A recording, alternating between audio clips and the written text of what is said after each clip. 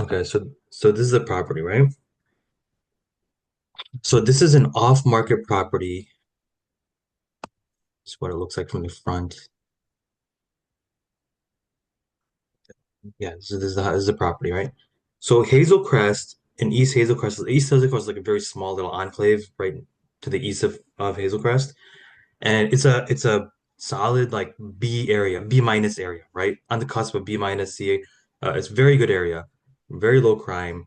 You get houses that are like, this size, 1,200 square feet homes, working class. There's a huge Amazon fulfillment center there. There's a lot of blue collared workers there. Very great, very good rental pool. Okay. And so we found this deal. And we found it. This one we found off market. These I'll share with you a deal also that we found on MLS. So don't feel like these deals only exist off market. But um this particular couple, they were old, retired, and they wanted to move down south to Louisiana. And this is yeah, and they're like, look, we don't want any showings. We just want to sell this property, throw out a number, give us a good offer, and like we'll see what we can do. So long story short, we ended up at $100,000, right? I knew that this property was worth like at least 160, 165.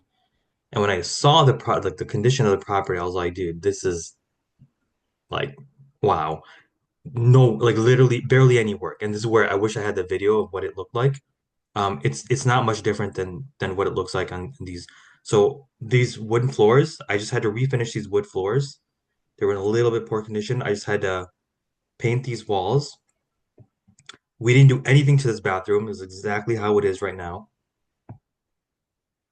And that's kind of all the pictures of the kitchen countertops. Kitchen was in really good condition. All we had to do was change the countertops and paint the cabinets. That's it. We spent $10,000 on this house. Okay. So this house spent $10,000 on it. It appraised back for $170,000. Okay. And you can see the Zillow value of it right now um, is in this range, right? 153 to 204. But I appraised that at 170.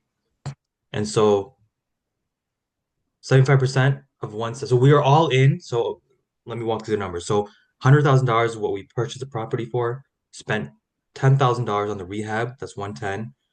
Um, we spent around $8,000 to borrow that money. Right now we're at 118. A couple $1,000 for a closing cost. That's like 122. Right. And at the end of the day, it appraised for 170. 75% of that is 127. Right. And we're all in at 122. So this property, you can see here, I was able to then we put it up for rent for 1950. Um, and that's currently what it's renting for. Okay. So every single month we cash flow $700 on this property. Okay, because the mortgage is so low and the rent is so high. $700 on this property, and we have equity of about $60,000 in this house. Okay, so this is an example of a Burr property. 3 bedroom, one bath. Like these types of homes, they're easier to rehab, right? Because they're smaller, and the renter pool doesn't require like there's a difference between a rental rehab and a house that you want to flip, right? For rental, you just want to get it up to standards, make it look nice and fresh, right? Paint the walls, do the flooring a little bit. It doesn't have to be immaculate. It doesn't have to be an immaculate rehab. If I was gonna flip this property, I probably would have spent another 10 grand on it, and we would have made good money. But yeah, that's an example. Any questions on this? How did you find this one? Okay, where do we find it? Yeah.